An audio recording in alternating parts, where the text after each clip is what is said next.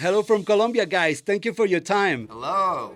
How's it going? Great, man. I really had a great time watching this movie, I gotta tell you guys. Jamie, how did they pitch an idea so crazy to you? Like, you know what? You're going to be a pool cleaner, but hey, you also kill vampires, and hey, with Snoop Dogg. I think all of that. I think having, what we do now in our careers is you look for the off the beaten path. Like, this is a great Netflix format, great director in J.J. Perry. And if you think about how Netflix sort of like sets on your TV, it makes sense to have that. You know what I'm saying? That's why I thought this was a great formula, making it a union. Snoop is my colleague, and I'm trying to fight for my daughter, but at the same time, there's this crazy vamp that's out there that I just killed her 95,000-year-old grandmother, and then in walks Dave Franco that I have to do it with. Some of your classic formulas just set on his ear a little bit. It's not eclipse, new moon, breaking dawn, part one. It ain't like that, all right? Why do you know the names to all the specific Twilight films? What? And what's your gripe with Breaking Dawn Part 2? It's the exciting conclusion of the whole Twilight saga. You just had the premiere in Miami. How was that experience of finally watching the movie with an audience in a theater? I've seen the movie with people in the audience, and they are yelling and jumping and like really like involved.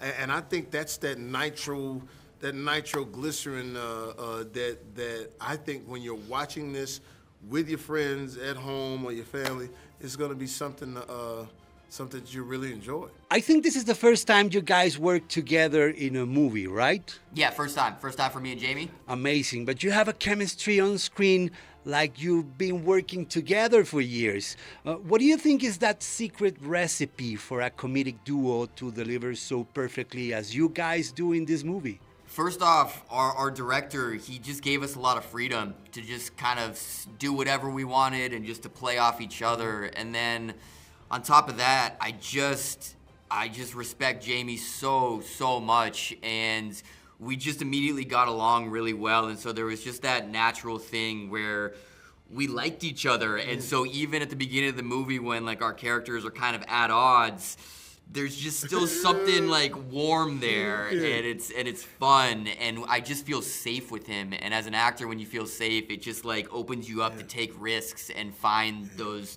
unique moments. I've been trying to find this guy, man. Let me tell you what it really is. I have been the biggest fan of Dave Franco.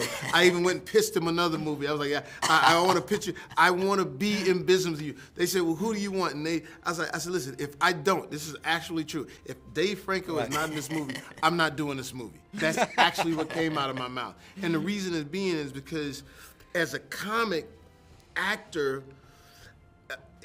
and on the level of people that I've worked with, from the Jim Carreys and things, he has the same DNA.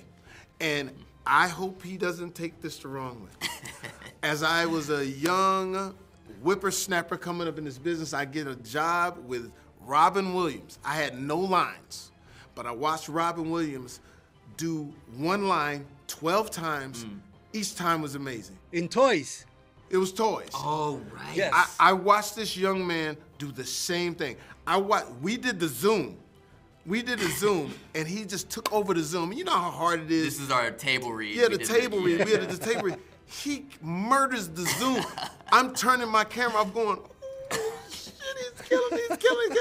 And then it was like, if we can land that plane, once we get to set, we're good. And that's been, to me, it makes me feel good because hearing people say, Dave Shift. That's all I'm saying. Dave Shift, baby. Vampires just tried to kill me. Now I just pissed my favorite fucking Hey, everybody pisses themselves the first time. Really? Yeah. Did you? No, I didn't. But listen, you did. Talking about the director, J.J. Perry, Yes. and somehow that makes perfect sense because Yes. he's been a stuntman in Hollywood for years. The action sequences in this movie are crazy. This is his directorial debut, and he did a great job, by the way. But how do you take that leap of faith in working under the direction of someone that never directed a movie before? I mean, it's just like what you said. He's been working in this business for so long on some of the biggest franchises, the Fast and the Furious movies, the John Wick movies. And so even though he was like a first-time director, he was the most experienced first-time director ever. And so he just had so much confidence on set, and that gave us confidence, and especially when it came to the action sequences. He was just a little kid. He was having so much fun, and his energy, it's just so palpable. He's bouncing around, he's yelling to everyone, everyone's yelling back to him, and it's just like, when you come to set every day, you're excited to be there. You're excited to just be a part of his world. Good energy, guys, here it comes.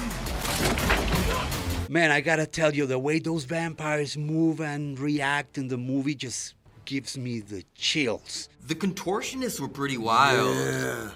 Watching them get ready to do these stunts. And the one contortionist that I had... I know you're talking about, Yeah, we had to be very careful, though, in how we weren't allowed to jerk or do anything quick because she sort of I guess disengages her body, so it could be very vulnerable. So we had to be, careful in that sense. Oh, no! No! It is very interesting how this movie takes like a new twist on every vampire mythology that exists. Not only because it happens in plain daylight, but turns out you can make money out of vampires. Sometimes watching this movie, you can see like a real statement of what's happening for so many people with the economic situation, inflation, recession. Was that part of the idea from the beginning? I don't think so. I don't think it's that. I think it just happens to land at a time where, we're having our moment where we got to figure things out in real life. I think what it does, though, it makes it normalized. It makes it blue collar. Like Bud is trying to provide for his family. And he just happens to have this very interesting job that you open this little door and there he is fighting the underworld. You know what I'm saying? Fighting vampires to get some money just so he can take care of his kid. So I think that's what connects with anybody. It's like, it's still like, yo, man, my daughter, her mom, that's all I want to, and I'm willing to risk my eternal soul, providing for them. And so I think that's what makes it really relatable. Relatable, and at the same time, it's funny. I think it's funny, a vampire union, and to have Snoop say, hey, look here, hey, you gotta get it together though, dog. You know what I'm saying? I mean, and we're in LA. I just think that you've never seen a movie like that. Great movie, guys. Funny as hell. Thank you for your time and have a great day. Thank you, man. Thank you, man. Appreciate that.